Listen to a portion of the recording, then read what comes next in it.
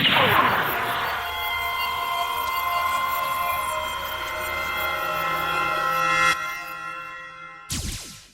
guys, Carlo97 again. This time with a review of the 1/144 scale high-grade Universal Century Victory Dash Gundam Hexa from the Mobile Suit Victory Gundam series. And as a lot of you've probably expected, this is an exact remold of the original Victory Gundam with the dash pack and the Hexa head, which means that we get the exact same colors. We have a lot of white.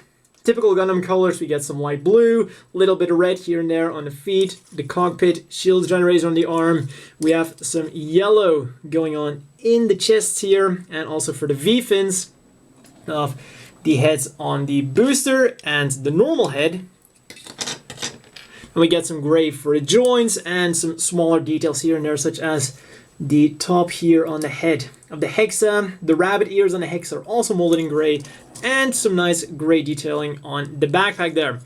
And to round it all up, you of course get very nice vibrant pink for the gorgeously detailed beam effect parts. Now, one negative thing about this thing being a remold is that it does kind of show when we look at the dash pack. Now, for stickers, for the most part on the Victory Gundam itself, it's not going to show that bad. It got some stickers, but none of them really are unacceptable. We have stickers for the eyes. On the Hexa head, we have the red sticker right here. We have the white on the rabbit ears, that's a sticker. And you know, nothing too bad. We have some black on the crotch area here, black in the vents, and those are really all the stickers you are going to need for the normal Victory Gundam with the Hex head. Then we get some very nice green effect parts for the scope of the gun, and for the beam smart gun, of course, we also get very nice green for the main camera and the back camera right there.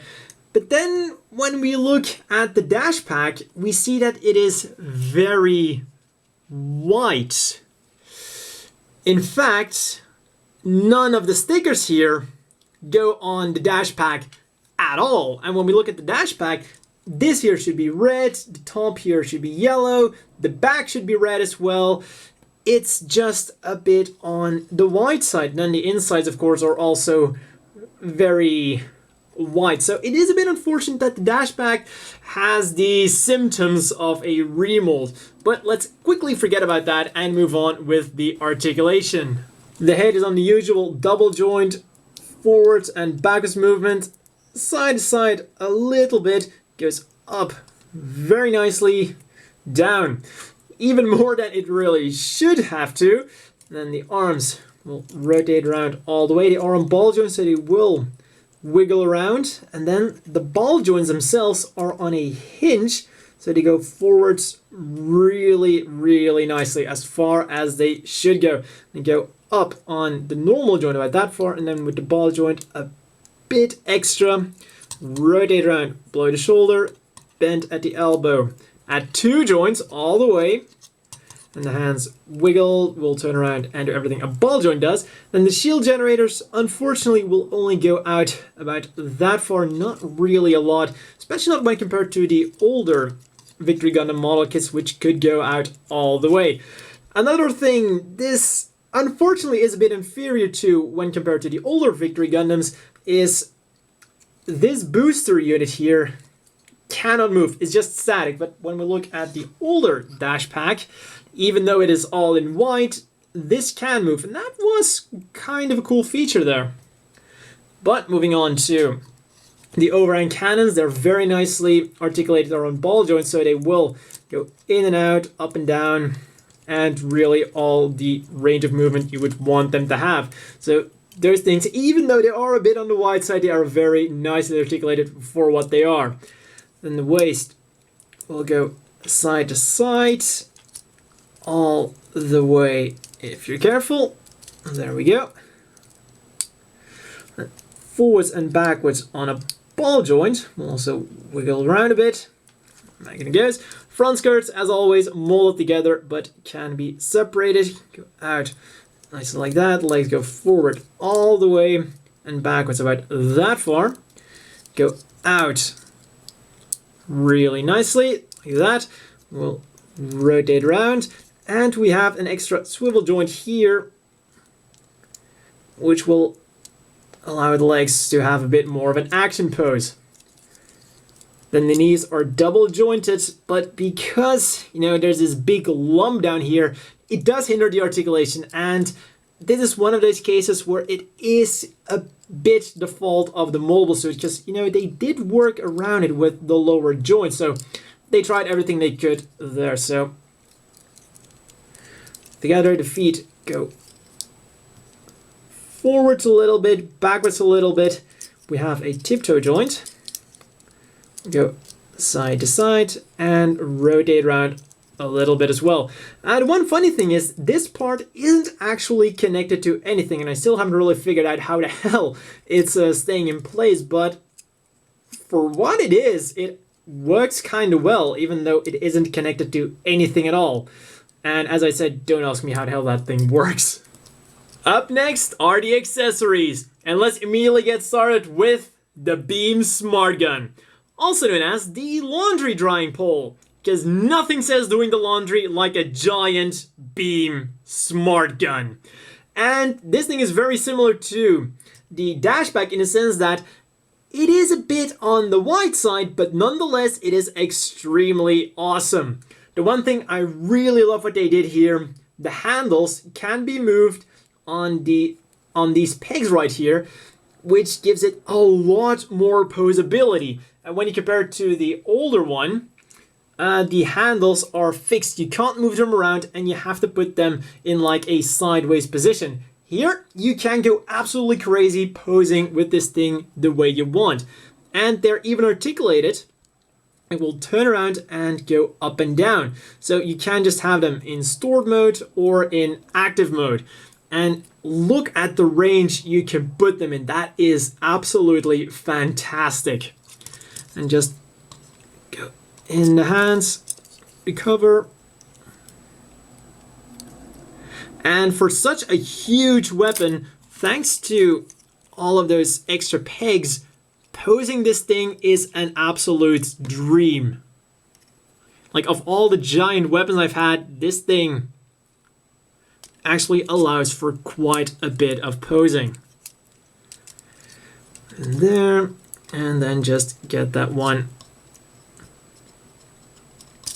Out you go. But once again, it's unfortunately a bit on the wide side. But some painting will definitely fix that. Just gotta get that in there. Come on, work with me.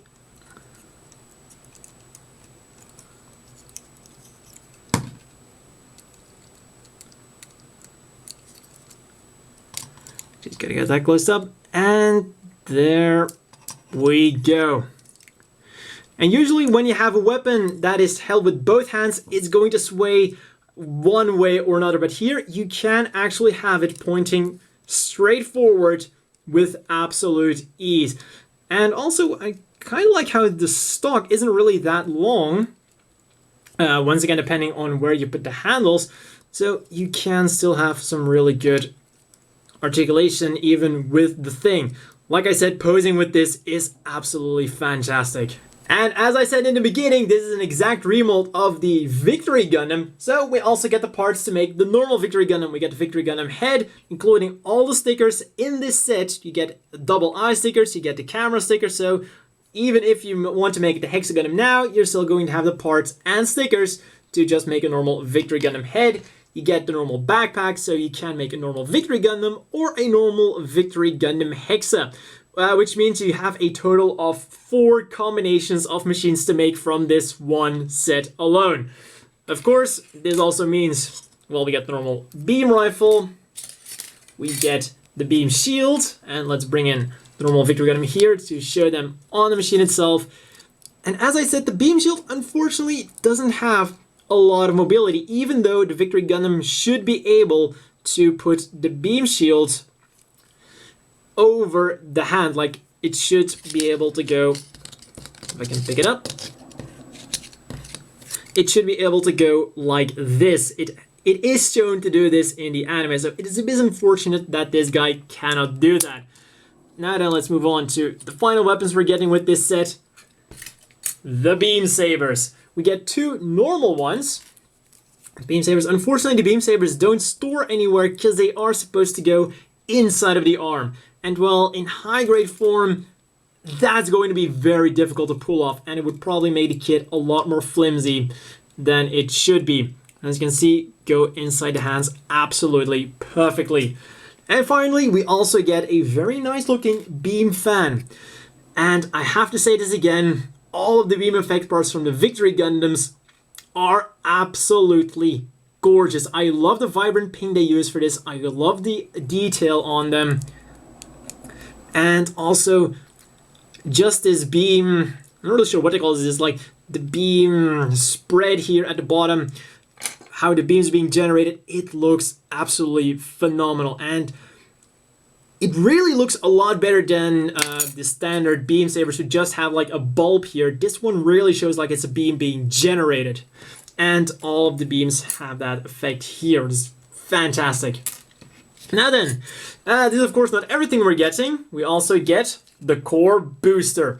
And just as with the Victory Gundam, you can make the normal one as well. Essentially replace this giant white slab with this thing, and then you get this little thing here. But, you know, having this does look quite a bit more impressive.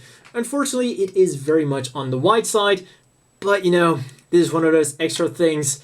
You know, core boosters, core fighters, they tend to be, yeah, less important than the main model anyways.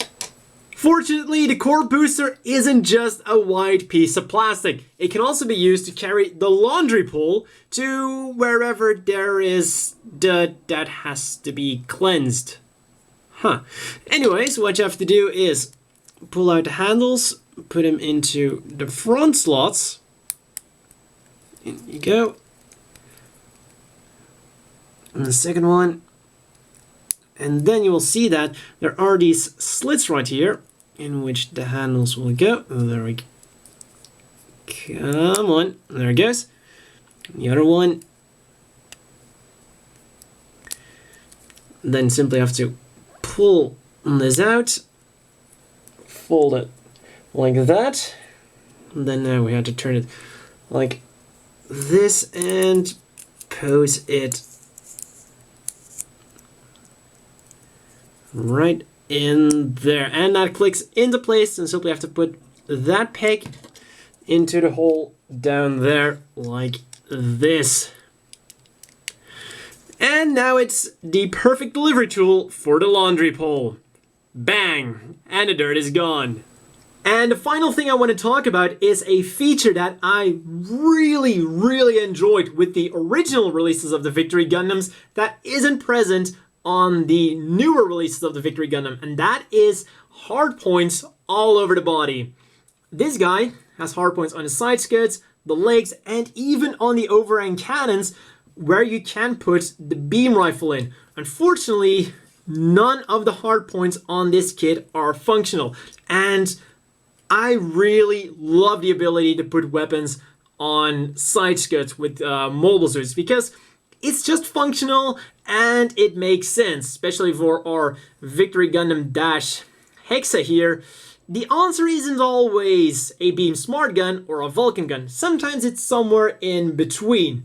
Now, did I just want to point this out because, well, I want to complain about the newer kits? Absolutely not. We're going to fix this. Because it turns out the side skirts are compatible. And really, this looks a lot better. Talking about compatibility, the Victory Gundams have a hole in here, and ironically enough, it's also compatible with the stand that you get with the old Victory Gundam kits. So not only is this kit compatible with modern action bases, if you got one of the older model kits, which comes with a very nice sticker, Victory Dash, just to make sure you know what machine it is, you can also put them on the stand right there. As always, the inevitable question is, do you want to buy this? Well, at 1,800 yen, it's yes, but also a bit no. First of all, I can see where the price comes from when you consider that the original Victory Gundam is 1,200 yen. When you look at the Dash Pack, you look at the Beam Smart Gun, the Core Booster, it makes sense that it would be 600 yen more expensive. The thing is, it does suffer from the remold issues that remolds tend to suffer from. So if, for example, just the overhang cannons would have had better color separation, just a few stickers here and there, that would have made the 1,800 yen much more appealing. So overall, there isn't anything too much wrong with it, meaning that anyone who likes the Victory Dash Gundam, the Victory Dash Gundam Hexa, the Victory Gundam Hexa, or any combination of these machines will be absolutely overjoyed with this machine. Because not only are you getting one machine, you are getting, well, two machines with two extra combinations, which means a total of 4 possible combinations. So all in all, it's a great bundle of fun to combine and mix and match. So it's a kit you can have fun with for quite a while, especially combined with the posability of the Beam Smart Gun, which is something not all big weapons can do. And perhaps something that's also important to mention is he has absolutely no problems holding on to this machine, to this giant Beam Smart Gun at all, which is also oftentimes a problem with those big guns. But all of that is absolutely fantastic. Now onto the no part.